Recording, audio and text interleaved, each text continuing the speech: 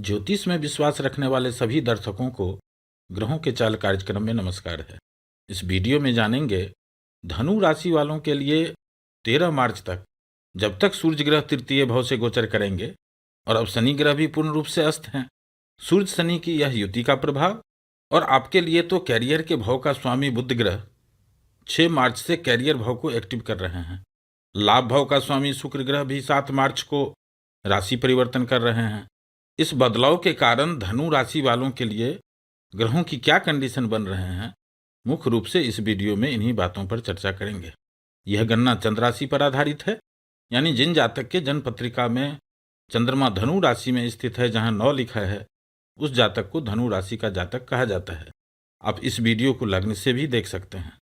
मित्रों, आप देख रहे हैं अभी गोचर में सूर्य ग्रह शनि के नजदीक आ जाने के कारण शनि ग्रह अस्त हो चुके हैं।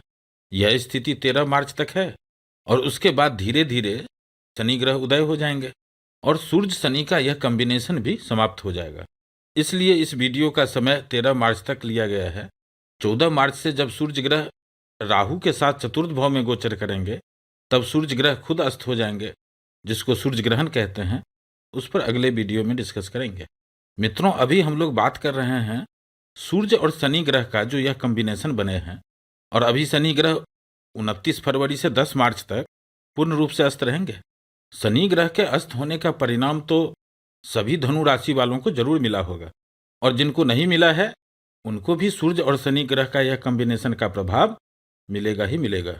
कुछ धनु राशि वालों को इसका पॉजिटिव इफेक्ट मिल रहे होंगे और कुछ धनु राशि वालों को इसका निगेटिव इफेक्ट मिल रहे होंगे, और कुछ धनु राशि वाले ऐसे भी हो सकते हैं जिनको पता ही नहीं चला हो कि क्या निगेटिव हुआ और क्या पॉजिटिव हुआ। यानी उनके साथ इस समय में कुछ बड़ा ना अच्छा हुआ ना बुरा हुआ है। कुछ लोग ऐसे भी हो सकते हैं। मित्रों, यह बात इसलिए आपसे डिस्कस कर रहा हूं, यह जानना आपको इसलिए जरूरी है क्योंकि अगले साल फिर 15 फरवरी से 13 मार्च 2025 में सूर्य और शनि ग्रह का इसी भाव में, यानी तृतीय भाव में ही यह कॉम्बिनेशन बनेंगे। तो जिस तरह का प्रभाव अभी इस 30 दिनों में आपको मिले हैं, अगले साल भी 15 फरवरी से 13 मार्च में लगभग इसी तरह का प्रभाव देखने को मिलेंगे। हाँ, उसमें बाकी ग्रहों का भी अपना भूमिका होगा, लेकिन सूर्य और शनि ग्रह का यह कॉम्बिनेशन यदि आपको अभी पॉजिटिव इफेक्ट दे रहे हैं, तो अगले साल भी आपको पॉजिटिव इफेक्ट मिलेंगे। और इस समय में जिनको निगेटिव इफेक्ट मिल रहा है, आपको अगले साल भी ठीक इसी समय में, यानी 15 फरवरी से 13 मार्च के बीच कुछ इसी तरह का, जिस तरह का अभी निगेटिव इफेक्ट मिले हैं, इसी से मिलते जुलते घटना अगले साल भी होंगे। मित्र, अब आगे की बात को ध्यान से समझिएगा।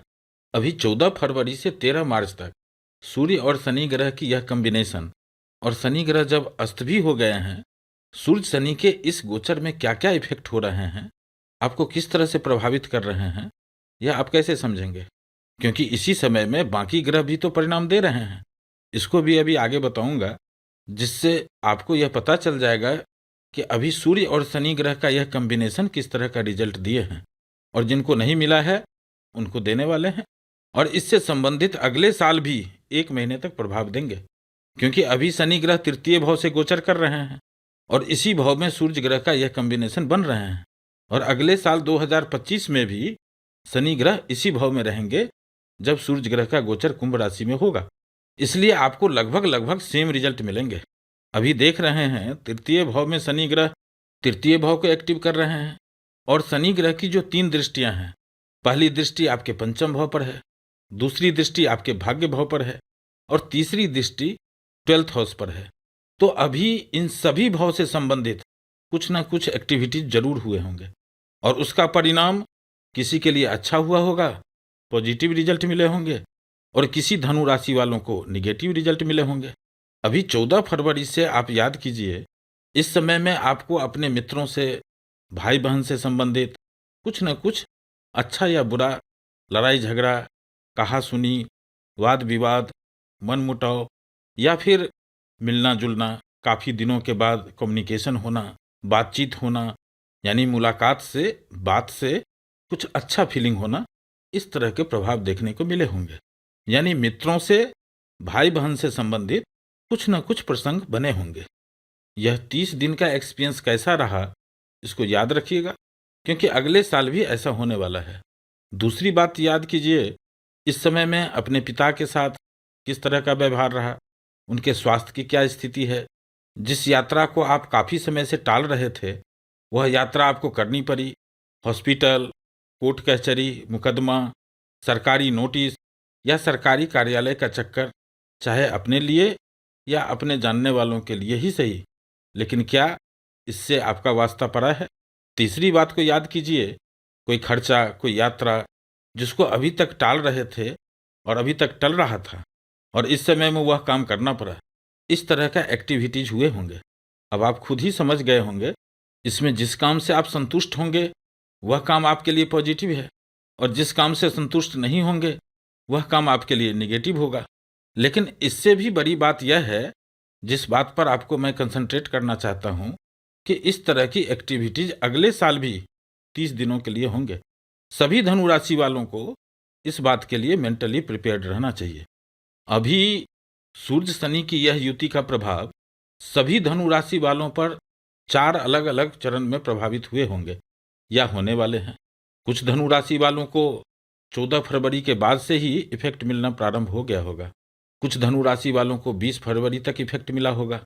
कुछ धनु राशि वालों को 25 फरवरी के बाद इफेक्ट मिला होगा और कुछ धनु राशि वालों को 29 फरवरी के बाद, जब शनि ग्रह पूर्ण रूप से अस्त हो चुके हैं, तब इसका इफेक्ट देखने को मिले होंगे। ऐसा इसलिए हो रहा है क्योंकि सभी धनु राशि वालों के जन्म कुंडली में शनि ग्रह की स्थिति अलग अलग है। डिग्री वाइज भी आपके कुंडली में शनि ग्रह की स्थिति अलग अलग है। वैदिक ज्योतिष में सूर्य शनि की युति को अच्छा नहीं कहा गया है, लेकिन धनु राशि के कुंडली में एक तरफ तो सूर्य ग्रह त्रिकोण भाव के स्वामी होते हैं, भाग्य भाव के स्वामी होते हैं, और दूसरी ओर आपके कुंडली में जब सूर्य ग्रह तृतीय भाव से गोचर करते हैं, जैसा कि अभी गोचर कर रहे हैं, तब इनकी दृष्टि भाग्य भाव पर ही होता है। इसलिए ओवरऑल स्थिति नियंत्रण में रहेगा।